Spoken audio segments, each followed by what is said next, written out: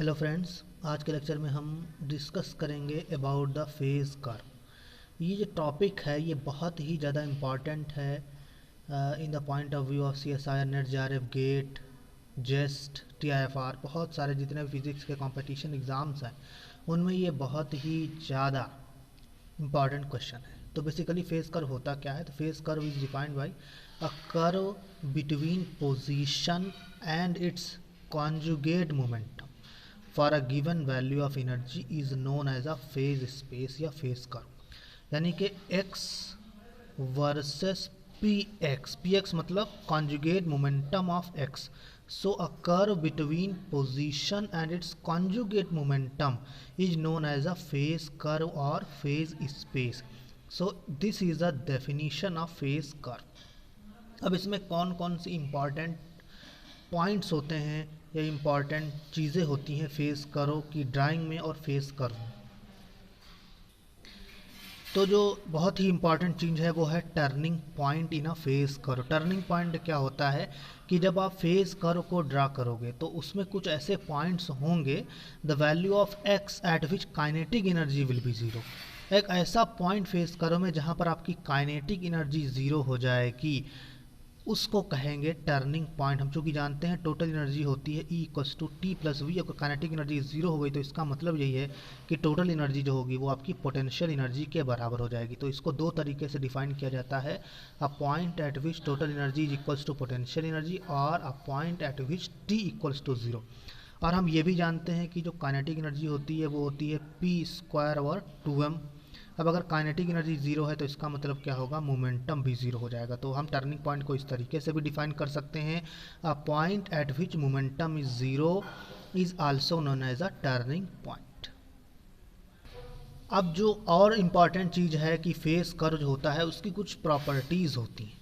जैसे कि क्या है कि फेस कर्व जो होता है वो आपका बाउंडेड भी हो सकता है लाइक दिस और अनबाउंडेड भी हो सकता है लाइक दिस। तो दोनों तरीके का कर्व ड्रा किया जा सकता है, बाउंडेड एंड अनबाउंडेड हो जाएगा। और दूसरी प्रॉपर्टी जो है फेस कर्व जो होता है वो कभी भी इंटरसेक्ट नहीं करता है। जैसे मान लीजिए आपके पास में कोई इस तरीके का कर्व दे दिया जाए और आपसे कह दिया जाए कि कौन सा कर्व फेस कर्व होगा, तो आपका ये वाला फेस कर्व होगा लेकिन ये वाला फेस कर्व नहीं होगा, क्योंकि face curve never intersects each other.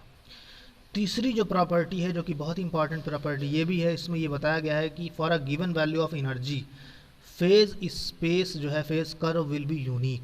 यानी कि एक एनर्जी वैल्यू के लिए आपके पास में एक ही फेज कर्व होगा, ठीक है।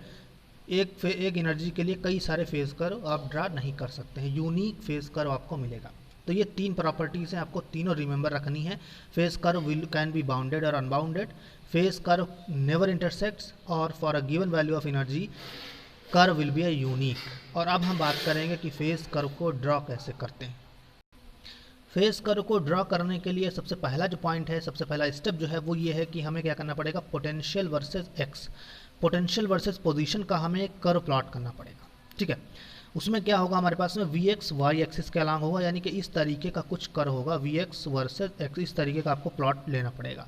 फिर आपको क्या करना पड़ेगा, सेकंड स्टेप में जो आपने ये Vx वर्सेस एक्स किया है इसी में से जो वाई एक्सिस है उसको एक्सटेंड कर देंगे और इसी को मान लेंगे Px, ठीक है, Px वर्सेस, और फिर उसके बाद Px वर्सेस x वही रहेगा, बस Px जो है वो हमारा y एक्सिस के अलावा हो जाएगा। तो हमें Px वर्सेस x का ग्राफ मिल जाएगा। अब Px वर्सेस x को हम तो प्लॉट कर दिए, लेकिन अब ग्राफ प्लॉट करने के लिए क्या करेंगे, Px वर्सेस x को प्लॉट करेंगे with different values of energy according to Vx versus x, ठीक है। तो ये हमारा प्रोसीजर होगा in order to draw phase curve. अब हम क्या करेंगे, एग्जाम्पल लेंगे और उससे बहुत ही अच्छे तरीके से इसको स्टडी करेंगे। सो फॉर एग्जांपल मान लीजिए आपको क्या करना है, फेज कर्व ड्रा करना है for Vx equals to half x square. This is simple harmonic oscillator, ठीक है। इसके लिए आपको क्या करना है, एक फेज कर्व ड्रा करना है। तो सबसे पहला जो स्टेप है अभी हमने दिखाया था आपको, draw a Vx versus x, आपको ग्राफ प्लॉट करना पड़ेगा। तो हम यहाँ से बेसिकली बहुत ही सिंपली देख सकते हैं कि this is a parabolic graph.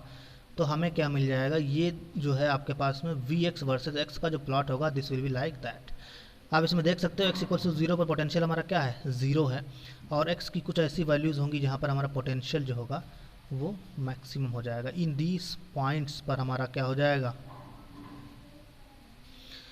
ये कुछ ऐसे पॉइंट्स होंगे, जो भी होगा इस तरीके से होगा। तो ये हमने क्या किया, बेसिकली सबसे पहले पोटेंशियल को प्लॉट कर दिया, और अब हम क्या करेंगे, सेकंड स्टेप में इसी को एक्सटेंड कर देंगे, और ये हमारा जो होगा अब हो जाएगा पी एक्स, क्योंकि अभी हमने बताया था आपको, और ये हो जाएगा एक्स, दिस इज ओरिजिन। अब हमें क्या करना होता है, पी एक्स वर्सेज एक्स को प्लॉट कर दिया, ये हमारा हो गया स्टेप 2।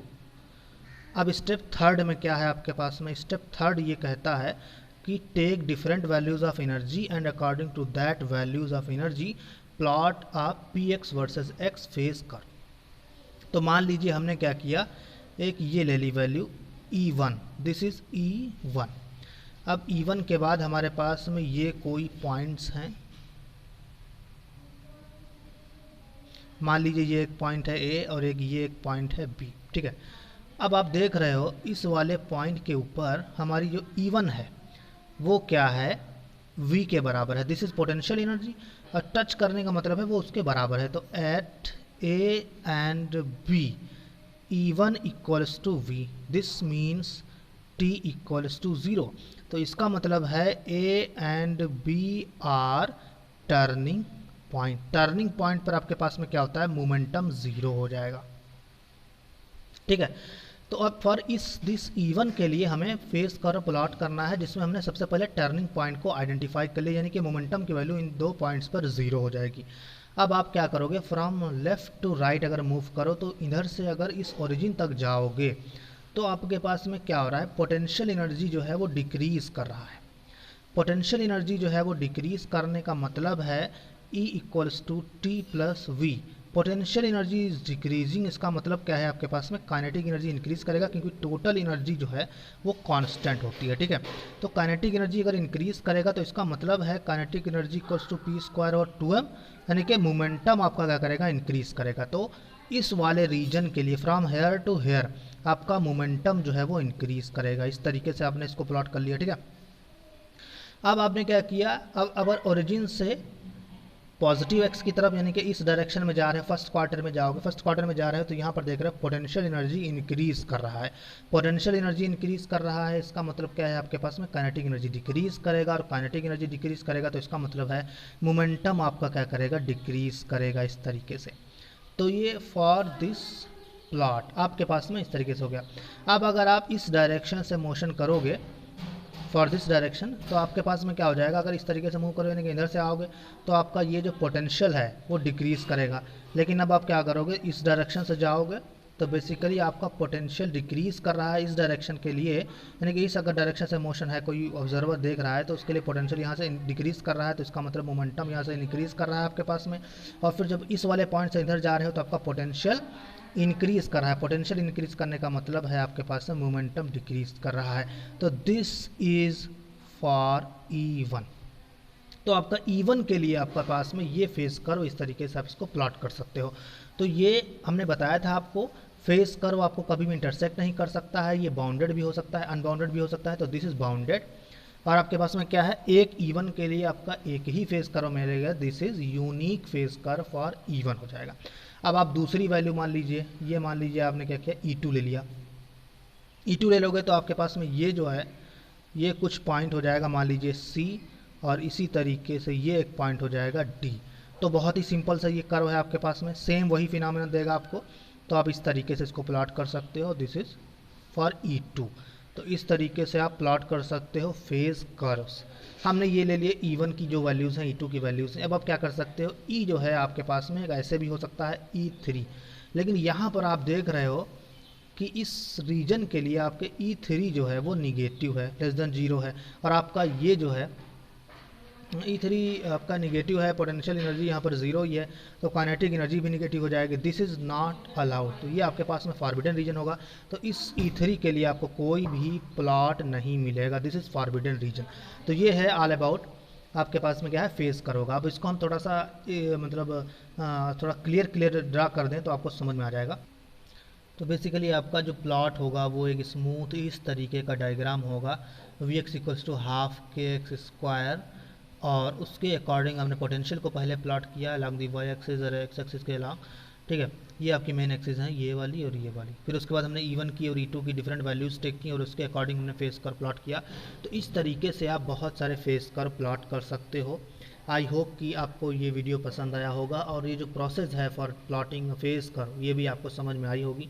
अगर आपको कोई भी डाउट हो रिलेटेड टू फेस कर्व तो आप हमारे कमेंट बॉक्स में कमेंट कर सकते हैं। और अगर आपको ये वीडियो पसंद आती है तो please like, share and subscribe and hit the bell icon for more updates.